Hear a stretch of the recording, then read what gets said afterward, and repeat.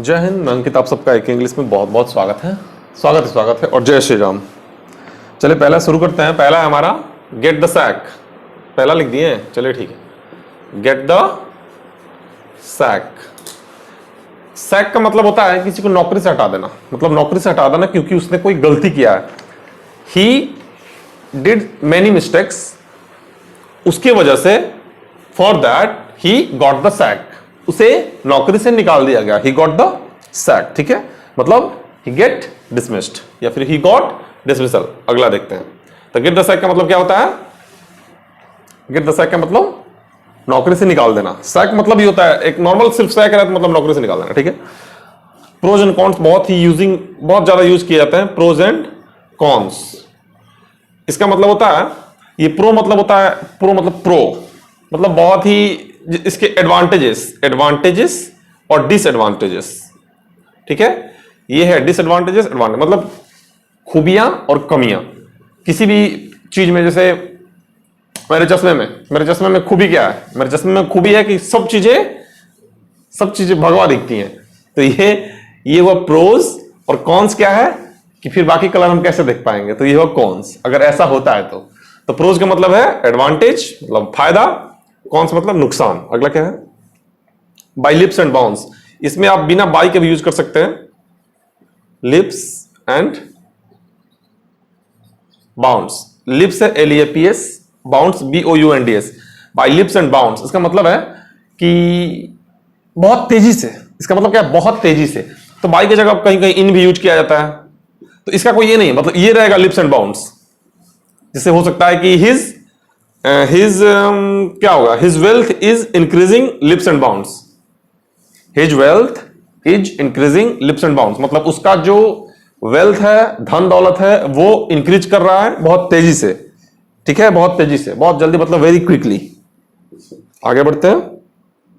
In the good books, ये भी एक अच्छा वर्ड है, देखिए इन इसी को ले लेते हैं। इन द, ये बहुत यूज होता है, मतलब जनरल टर्म में हम लोग यूज करते हैं इसको। Good books. बाल ठीक लग रहा है ना मेरा? नहीं मतलब पूछ रहे हैं, ठीक लग रहा है ना? क्योंकि टोपी पहन के सब बाल खराब हो गया, समझ रहे हैं? अब 7 डिग्री 6 डिग्री में टोपी नहीं पहनेंगे तो क्या ही होगा। इन द गुड बुक्स इसका मतलब है उन किसी के अच्छे नजर, मतलब किसी की नजर में अच्छा रहना। जैसे I am in the good books of her, चाहे सी केप्ट मी इन हर गुड बुक्स, ऐसा हो सकता है कि she kept me in her good books, वो मुझे रखती है अपने अच्छे लोगों की लिस्ट में। इन द गुड बुक्स का मतलब क्या होता है कि कोई, आप समझ चुके हैं? नहीं, आप समझ चुके हैं, मुझे पता है, हम नहीं बताएंगे, आप समझ चुके हैं। इन the long run. In the long run का मतलब क्या होता है?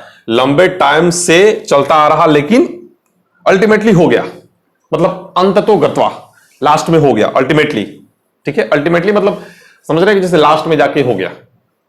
ही win the match in the long run, ऐसे ही विन नहीं हो सकता है, ही विंस द मैच होगा, या फिर विंस भी नहीं होगा, ये बैठ ही नहीं रहा। He won the match in the long run होगा, he won the match in the long run, ठीक है। बहुत सारी चीज हो सकती हैं, जैसे do your job you will get, कुछ भी हो सकता है। Do your job you will get promoted in the long run, अपने जॉब करो, तुम्हें प्रमोशन मिलेगा लंबे टाइम के बाद। समझ पा रहे हैं? अगला है to be always once beck and call. क्या है टू बी ऑलवेज? बस इतना समझिए, इतना बड़ा लिखने की कोई जरूरत है नहीं। हम क्या बोल रहे हैं? To be always once beck and call, बस इतना समझिए ना, बेक एंड कॉल। इसके पहले लगा था टू बी ऑलवेज, पहले बताते हैं आपको। To be always once beck and call. Beck and call का मतलब क्या होता है? इसका मतलब होता है, क्या होता है ये? To be always once beck and call. जैसे मान लीजिए इसका मतलब होता है कि कुछ लोग चमचा भी कहते हैं इस वर्ड को, हालांकि चमचा ये है नहीं प्रॉपर, लेकिन कहते हैं जैसे कोई काम करने के लिए बोला, कोई किसी को बोला कि थोड़ा सा पानी ला दोगे, बस दौड़ के चला गया लाने, लेके आ रहा है, हाँ लेके आ रहा है, ठीक है, वो पानी लाने गया है, करते ही मतलब कोई रेडी टू सर्व है, वो तुरंत आपका सेवा में हाजिर है। तो someone is ready to beck and call. जैसे she is ready in his beck and call, तो वो उसके लिए हमेशा रेडी रहती है। She is ready in his beck and call, उसके सेवा में, उस लड़के के सेवा में। तो बेक एंड कॉल का मतलब क्या होता है? To ready to serve someone, तो ऐसे ही रिलेटेड कोई ऑप्शन आएंगे। टू रेडी टू सर्व मतलब सर्व बोल रहे हैं हम, SERVE, to ready to serve. चमचा बोल सकते हैं, हमेशा तैयार रहने का, हम करेंगे, हम फर्स्ट। वो राजपाल यादव के याद आ रहा है, वो पता नहीं क्या, वो चुपके चुपके मूवी का नाम है ना, जिसमें आता है ऐसे छाती पे, हाँ हम first. To fight tooth and nail, ये होता है फाइट, टू लगा देते हैं हम लोग जानबूझ के कि थोड़ा एक्सप्रेस अच्छा होगा, फाइट टूथ एंड नेल, क्योंकि फाइट लगाने पे अच्छा नहीं आ रहा है, फाइटिंग टूथ एंड नेल होना चाहिए, इसलिए टूथ एंड नेल मतलब जी जान लगाकर किसी चीज के लिए प्रयत्न करना। लड़ाई भी हो सकता है fight tooth and nail, he is fighting tooth and nail and got the job, he got the job because he was fighting tooth and nail. ऐसा हो सकता है कि ही गॉट द जॉब, उसे जॉब मिला क्योंकि because he was fighting tooth and nail, क्योंकि वो जी जान लगा के उसके लिए प्रयत्न कर रहा था, मेहनत कर रहा था। ठीक है, तो फाइट टूथ एंड नेल मतलब जी जान लगा के किसी चीज के लिए प्रयास करना। The green eyed monster, green eyed होता है, इसका मतलब होता है जेलसी, ग्रीन आइड, ये ऐसे डैश लगा के लिखते हैं, मॉन्स्टर। जनरली जब हम लोग बोलते हैं ना तो सिर्फ इतना बोलते हैं ग्रीन आइड, ये एक स्लैंग टाइप का है, मतलब ऐसे तो मॉन्स्टर के साथ बोलना चाहिए लेकिन हम लोग इतना भी बोल देते हैं ग्रीन आइड, मतलब वो जेलसी है, मतलब वो जल रहा है किसी को देख के। ठीक है, जेलसी है, तो ऑप्शन में रहेगा जेलसी, JEA, क्या रहेगा, JEALOUSY, जेलसी मतलब ईर्ष्यालु, जो जलता है किसी को देख के। भाई साहब एक लिख देते हैं, उसके बाद हमको रोहित शर्मा का तारीफ करना हम करेंगे। ए bolt from the blue, A bolt from the blue, इसका मतलब आप बताइए क्या होगा। भाई साहब गजब, रोहित शर्मा जी गजब खेले, शर्मा जी के बेटे, गजब, है ना।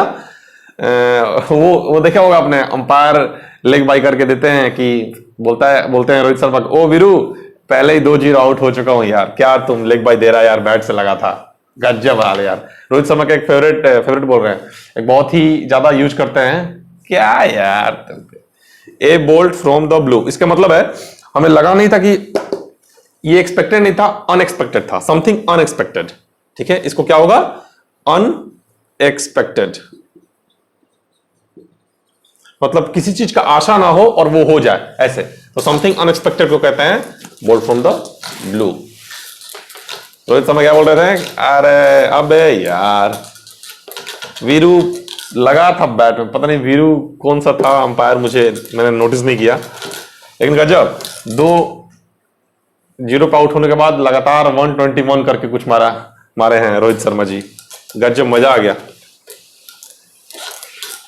वैसे तो हम लोग आपस में जैसे आप लोग बात करते हैं वैसे हम लोग भी ऐसे ही करते हैं कि रोहित शर्मा कितना मारा है, लेकिन ये बोलने में, लेक्चर में बोलने में थोड़ा सोचना पड़ता है कैसे बोलने में, क्योंकि हो सकता है कि कल को क्या पता आप में से कोई पहुंचा दे मेरा बात उन तक, मतलब इतना आसान तो नहीं, लेकिन फिर भी अगर मान लो तो उनसे उम्र में बहुत छोटे हैं तो अच्छा नहीं लगेगा सुनको उनको, कैसे हम बोलेंगे कि रोहित शर्मा बहुत मारा है, मतलब कि अपना उम्र देखा है कि नहीं देखा है, मारा है। A bolt from the blue मतलब क्या होता है, something unexpected. By leaps and bounds मैंने पढ़ा चुका है, अरे ये दोबारा है, बाय लिप्स एंड बाउंड्स मैंने पढ़ा है, अभी तो मैंने ऊपर बताया था। लिप्स एंड बाउंड्स का मतलब होता है रैपिडली, वेरी क्विकली, कोई चीज जल्दी कर देना। फिर आ गया दोबारा, of no avail, no avail का मतलब होता है फायदा नहीं उठाना, AVAIL, मतलब किसी चीज का फायदा नहीं उठाना, नो अवेल, और फायदा उठा लेना मतलब अवेल ऑफ, ऑफ लगता है इसके बाद, याद रखें इसका फिक्स्ड प्रीपोजिशन है ऑफ। ठीक है, अवेल के बाद ऑफ आता है, ही इज अवेलिंग ऑफ हिज कुछ भी, ही इज अवेलिंग ऑफ क्या हो सकता है, prizes, he is availing of offers. गजब मतलब खेले हैं लोग यार, गजब। तीसरा T20 की बात कर रहे हैं हम, गजब खेले हैं लोग। रिंकू सिंह का तो क्या ही कहना, उभरता हुआ सितारा, हालांकि उतने कम उम्र के नहीं है लेकिन फिर भी उभरता हुआ कहा जाएगा, गजब खेल रहे हैं भाई साहब। सूर्य कुमार यादव भी उतने कम उम्र के नहीं है, मतलब ऐसा नहीं है कि 22-25 साल के हैं, वो भी एजेड है, 30 के अराउंड है आई थिंक वो सूर्य कुमार यादव। और रिंकू सिंह भी कुछ इतना मुझे आइडिया नहीं है, लेकिन मुझे तो नहीं लग रहा कि 25 के नीचे है वो 30 अराउंड ही होने चाहिए जितना हम समझ पा रहे हैं, हालांकि मुझे एग्जैक्टली याद नहीं आ रहा, कभी मैंने देखा था। तो मेरा कहने का मतलब है कि उम्र तो इनका हो गया है काफी, लेकिन फिर भी एक उभरते हुए सितारे हैं, इंडिया टीम को रिप्रेजेंट कर रहे हैं और बहुत अच्छी बात है, कितना अच्छा खेल रहे हैं रिंकू सिंह, बहुत अच्छा लग रहा है। रोहित शर्मा जी का तो कहना ही क्या है, उनको कुछ प्रूफ थोड़ी करना है, मतलब सचिन पाजी, धोनी पाजी, विराट कोहली और रोहित शर्मा, ये 4 नाम इंडियन क्रिकेट में जब से हम देख रहे हैं बहुत ज्यादा प्रभावित नाम है, बहुत ज्यादा प्रभावी नाम है। प्रभावित बोल रहे हैं, बहुत ज्यादा प्रभावी नाम है। इतना बड़ा नाम, इट्स नॉट दैट सिंपल, इतना आसान नहीं इनमें से किसी के जैसा बनना। क्या है, नो वैल्यू को मतलब किसी चीज का फायदा नहीं उठाना, ठीक है। ऑन द वर्ज ऑफ का मतलब क्या होता है, एकदम किनारे, ऑन द वर्ज का मतलब होता है किनारा, एकदम जैसे होता है ना कि ये अब डूबने ही वाला है। The bank is on the verge of bankruptcy, जो बैंक है वो दिवालिया होने के एकदम कगार पे है। तो ऑन द वर्ज ऑफ का मतलब होता है एकदम कगार पे होना, ठीक है। इस जगह पे कभी कोई ब्रिंक भी आ सकता है, ऑन द वर्ज ऑफ का जगह पे क्या आ सकता है, ब्रिंक भी आ सकता है। On the verge of, on the brink of भी आ सकता है, ऑन द ब्रिंक ऑफ मतलब कगार पे होना, ठीक है। ए सोर पॉइंट, ए सो पॉइंट, सोर पॉइंट का मतलब क्या होता है, ये एक ऐसे ही मतलब ऐसा जैसे किसी के जिंदगी में कोई ऐसा दुर्घटना हुआ है जिसके बारे में वो चर्चा नहीं करना चाहता है, तो उसको कहते हैं सोर पॉइंट, ठीक है। मतलब कोई बात ऐसा जो बार बार हट करता है, इसलिए लोग चाहते हैं कि ये इसका सोर पॉइंट है भाई, इसको मत बोलो, इसको पब्लिकली मत बोलो। जैसे talking about his relationship is his सोर पॉइंट, ऐसा बोल सकते हैं। या फिर talking about her, he doesn't like that, he doesn't like talking about her because it's his सोर पॉइंट। वो नहीं चाहता है कि उस लड़के के बारे में कोई बात करे उसके सामने, क्योंकि वो उसका सोर पॉइंट है, मतलब हटिंग पॉइंट है, वो हट होता है उस बात से, ठीक है। तो इसके हट से रिलेटेड कोई ऑप्शन आएगा। देखिए आप सोच रहे होंगे कि हम एग्जैक्टली ऑप्शन क्यों नहीं बता रहे, क्योंकि एग्जैक्टली ऑप्शन आएगा ही नहीं तो हम कैसे बता दें। हम बोल रहे हट से रिलेटेड आएगा, तो कुछ भी वो लोग दे सकते हैं ना, वो लोग कुछ चेंज करके दे देंगे, हट की जगह कुछ और लगा देंगे, लेकिन ना समझे जिससे कोई हट होता है उसको कहते हैं। अगला क्या है, लाइक अ फेनिक्स है, लाइक अ फिनिक्स। यार दिखने में लगता है फोएनिक्स है, लगता है ना फोएनिक्स, लेकिन फिनिक्स बोलते हैं लोग, लाइक अ फिनिक्स। इनफिनिक्स देखें, इनफिनिक्स मोबाइल, उसमें जो फिनिक्स है ना वैसा ही इसका प्रोनाउंसिएशन है, ठीक है। लाइक अ फिनिक्स का मतलब होता है कि कोई चीज एकदम जीरो से उठ के बड़ा हो जाए। हालांकि मैक्सिमम केस में आप समझें कि जैसे कोई चीज बड़ा हो गया था, फिर छोटा हो गया, फिर बड़ा हो गया, उसी को कहते हैं। रीइंकार्नेशन टाइप का होता है, मतलब बार बार छोटा होके वापस बड़ा हो जाना, ऐसे केसेस में इसको यूज किया जाता है, लाइक अ फिनिक्स। ही वोक अप लाइक अ फिनिक्स, यूज कर सकते हैं आप चाहें तो। आप सोच रहे हैं कि इसके इधर हम क्यों लिख रहे हैं, अगर आप नहीं सोच रहे हैं तो हम आपको सोचवा रहे हैं, आप सोच लीजिए। इसके इधर हम क्यों नहीं लिख रहे हैं, क्योंकि इसके इधर का पैसा हम नहीं दिए इसलिए नहीं लिख रहे हैं। हम इतना पैसा दिए हैं, उसके उधर का पैसा नहीं बताया। पैसा दे देंगे तो उधर भी लिखेंगे, उधर किराया भी, वो अपने हिस्से में नहीं आता है ना, वो अपने मेरे हिस्से में नहीं आता है, वो दूसरे के हिस्से में है। तो फिनिक्स का मतलब होता है कि कोई न्यू लाइफ होता है या न्यू इनकारनेशन, ऐसा करके पुनर्जन्म, या कोई चीज में दोबारा अगर कोई आगे बढ़ गया तो, ठीक है। कीप अंडर रैप्स देखते हैं, टू लगा है सबके अंदर, ये बताने की जरूरत नहीं है, आप समझ ले खुद ही। टू लगा है, कीप मतलब टू पहले लगा है, to keep under wraps. Wrap किसको कहते हैं, रैप कहते हैं किसी चीज के खोल को। जैसे आप कुछ खा रहे हैं, कुरकुरे खा रहे हैं, तो कुरकुरे का जो खोल है उसको, जो फाड़े, जिस पन्नी को आप फाड़े उसको रैप कहते हैं, रैपर, वही रैपर है। तो रैप मतलब किसी चीज को ढक देना, रैप कोई चीज को चारों तरफ से कवर कर देना, उसको रैप कहते हैं। मतलब एक तरह से कवर है, ये कवर टाइप का है, ठीक है। तो कीप अंडर रैप मतलब किसी चीज को सीक्रेट रखना, किसी चीज को ढक दोगे तो सीक्रेट ही होगा ना, सिंपल सा बात है। तो क्या होगा, it is related to something, something like secret, ठीक है। अगला, अच्छा, एक शिवम दुबे, धोनी पाजी का बहुत बड़ा मतलब कहा जाएगा कि योगदान है शिवम दुबे को इतना बड़ा स्टार बनाने में, बहुत बड़ा योगदान है धोनी पाजी का। धोनी पाजी का स्टार अब इंडिया टीम में भी अपना दिखा रहा है स्टारडम, अच्छा खेल रहा है, बॉलिंग भी अच्छा, बैटिंग भी अच्छा, और बहुत जगह, हर जगह आप भी देखे होंगे, कल बोल रहा है कि हार्दिक पांड्या का ऑप्शन बनाने की तैयारी चल रही है। पता नहीं क्या क्या चल रहा है, मुझे क्या पता, आपको भी उतना पता नहीं होगा, बस लग रहा है कि हाँ हार्दिक पांड्या का ऑप्शन बन के रेडी हो जाएगा, क्योंकि ऐसा ऐसा कुछ सुनने को मिला था, आप भी सुने होंगे कि हार्दिक पांड्या मुंबई और रोहित शर्मा, ऐसा कुछ कनेक्शन आप भी सुने होंगे, ऐसा हम भी सुने थे। डाई इन हार्नेस, ये होता है कि कोई अपने कार्यकाल के दौरान अगर डेथ कर जाए उसको कहते हैं, ठीक है, कोई अपने कार्यकाल के दौरान डेथ कर जाए, जैसे कोई प्राइम मिनिस्टर है,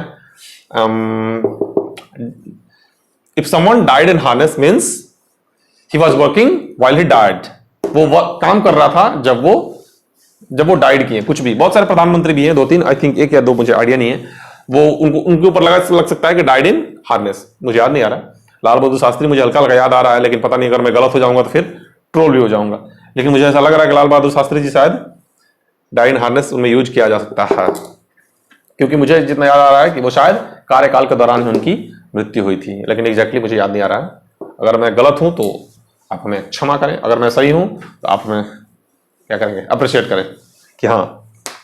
तो डाई इन हार्नेस का मतलब होता है कि कोई अपने ड्यूटी के दौरान या अपने कार्यकाल के दौरान अगर डेथ हो जाए तो उसको कहते हैं, ठीक है। अगला है fair weather friend.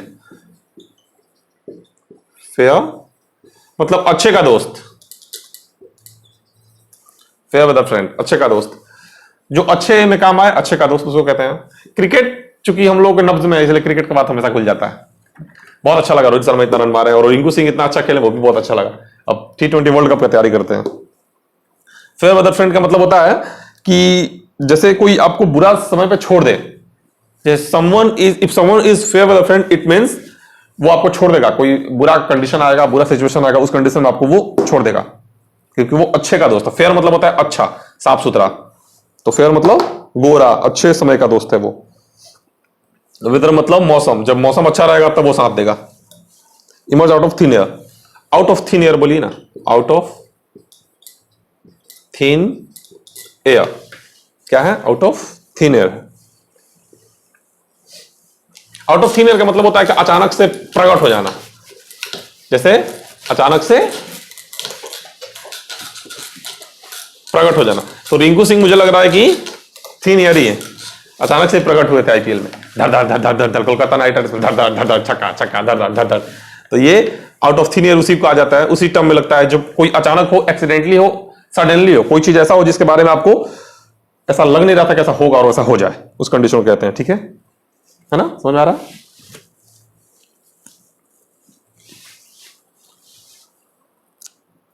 Cut no ice, second last है, कट नो आइस।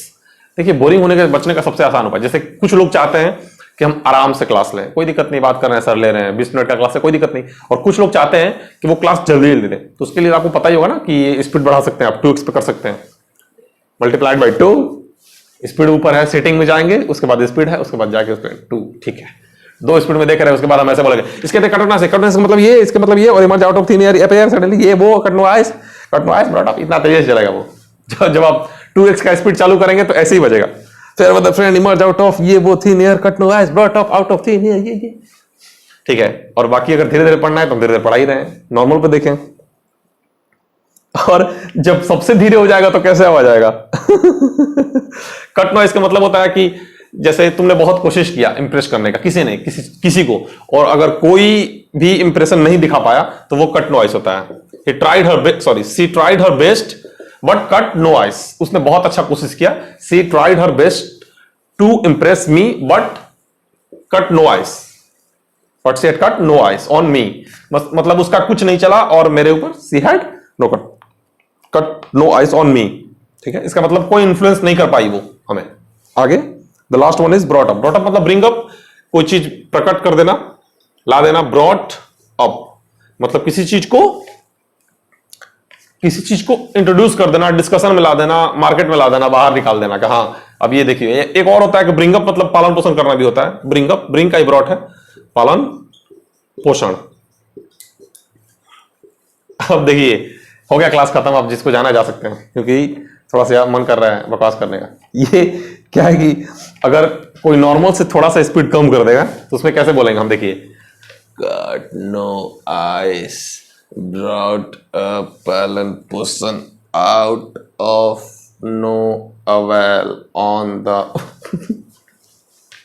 है ना। अब जस्ट किडिंग, खैर कोई बात नहीं, हम पढ़ा रहे हैं आपको तो मजाक करने के लिए लोग थोड़ी ढूंढेंगे, आप ही को ढूंढेंगे, आप ही से मजाक करेंगे, समझ में आ रहा है। अगर हो सकता है आपको बकवास लगे तो भी आप लाइक करें, अगर अच्छा लगे तो भी आप लाइक करें। ख्याल रखें, खुश रहें और सब्सक्राइब कर दें और लाइक करें, क्योंकि अप्रिसिएशन आपका मेरे पास ऐसे ही आ सकता है। मेरे से आपका ऐसे जा रहा है, आपका मेरे पास ऐसे जाएगा। ख्याल रखें, खुश रहें और मिलते हैं जल्द आपसे अपने अगले लेक्चर में। जय श्री राम।